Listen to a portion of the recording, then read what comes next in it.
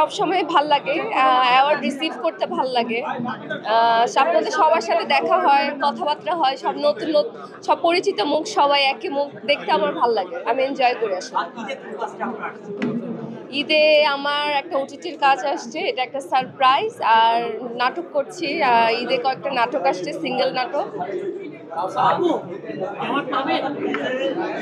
Award না পেলে award programme আসবো কেন? অবশ্যই ইনশাল্লাহ পাবো হয়তো। আমি আমার একটা নাটকের জন্য অ্যাওয়ার্ড পাচ্ছি, বেমান একটা নাটক, বেস্ট প্রমিসিং অ্যাক্ট্রেস হিসাবে। আমি চেষ্টা করি যে আমার কাজের যে মানটা ওইটা আপগ্রেড করার জন্য। আর এটা তো মানে এটা লাক, আমার লাক। আমি হয়তো গুড লাক আমার যে প্রত্যেকটা অ্যাওয়ার্ড ফাংশনে আপনাদের সবার সাথে দেখা হয়, কথাবার্তা হয়, গল্প হয়। ওরা আমাকে অ্যাওয়ার্ড দিচ্ছে, ওরা আমাকে সম্মানিত করছে, এটার জন্য তো আমি খুবই গ্রেটফুল। এখন আমি নিজে তো অনেকগুলো অ্যাওয়ার্ড পেয়েছি এবছর। আমি এটা নিয়ে কোনো কথা বলতে পারবো না যে আসলে এটা এই জায়গাটা কি বিজনেসের জায়গা নাকি না। আমার মনে হয় যারা ভালো কাজ করে, জুরি বোর্ড ওদেরকে দেখে আসলে ওদেরকেই অ্যাওয়ার্ড দেয়।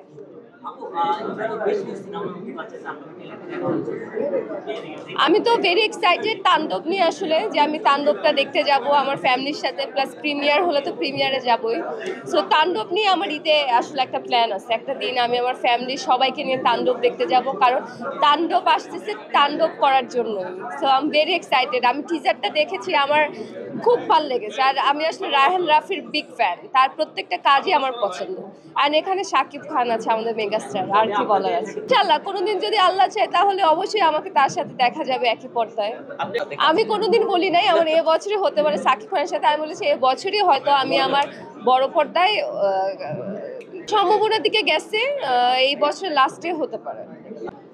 আমার কোরিওগ্রাফার আছে, বাট আমি আমার স্টাইলিং সবসময় নিজে করতে স্বাচ্ছন্দ্য বোধ করি। আমি সবসময় নিজের কাপড় পরি, আমার ভালো লাগে যে এরকম কাপড় পরতে, আমি সেরকমই কাপড় পরে। আসলে এটা কে কীভাবে ক্যারি করতে পারে সেটার উপর ডিপেন্ড করে। আমি শাড়িতেও ক্যারি করতে পারি নিজেকে, আমি ওয়েস্টার্নেও ক্যারি করতে পারি, আমি সব ধরনের পোশাক আসলে নিজেকে ক্যারি করতে পারি। আমার কাছে মনে হয় এই কারণে আমি এক এক টাইমে এক একটা লুকে আসি। অ্যাওয়ার্ডের থিম অনুযায়ী যদি আমি বুঝি যে এই অ্যাওয়ার্ডটা আসলে অনেক ফ্যামিলির মানুষজন আসবে, তখন আমি চেষ্টা করি একটু শাড়ি পরার বা কামিজ পরার, বা কোনো সময় আমি গাউন পরে, আপনারা সবাই দেখেছেন।